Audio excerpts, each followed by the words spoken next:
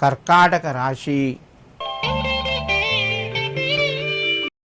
ఈ రాశి వారికి ఈరోజు మధ్యమ స్థాయిగా చెప్పవచ్చును. ప్రయత్నాలు కొంతవరకు ఫలిస్తాయి. ఆదాయ మార్గాలు కూడా పెరిగే అవకాశాలు ఉన్నాయి. ఆరోగ్యం పట్ల శ్రద్ధ వహించాలి.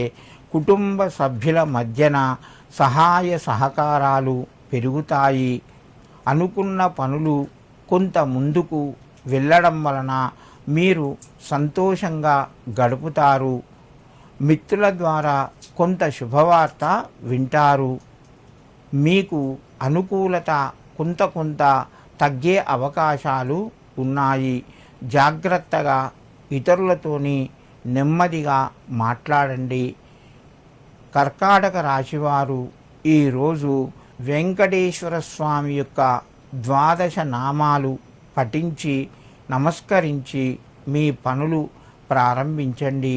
మీకు మరింత శుభయోగం కలుగుతూ ఉంటుంది. సింహరాశి.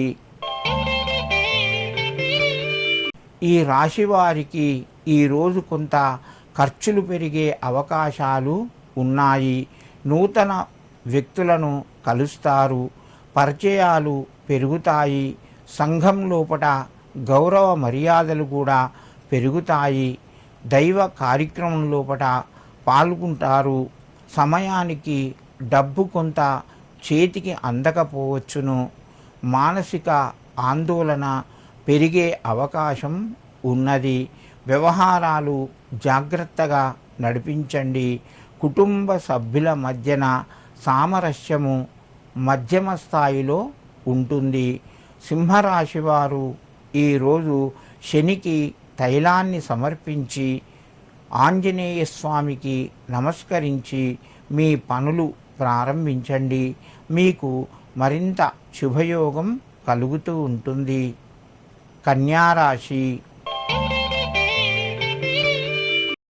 ఈ రాశి వారికి ఈరోజు పరిస్థితులు కొంత చక్కబడతాయి. అనుకూలత పెరుగుతూ ఉంటుంది. దూర ప్రయాణాలు కలిసి వస్తాయి. కుటుంబ సభ్యుల మధ్యన సహాయ సహకారాలు పెరుగుతాయి. ఆరోగ్యం అనుకూలంగా ఉంది. కన్యారాశి వారు ఈరోజు శ్రీ హనుమతే నమః అని చెప్పి 9 సార్లు స్వామి నామాన్ని చదువుకొని మీ పనులు ప్రారంభించండి. మీకు మరింత శుభయోగం కలుగుతూ ఉంటుంది.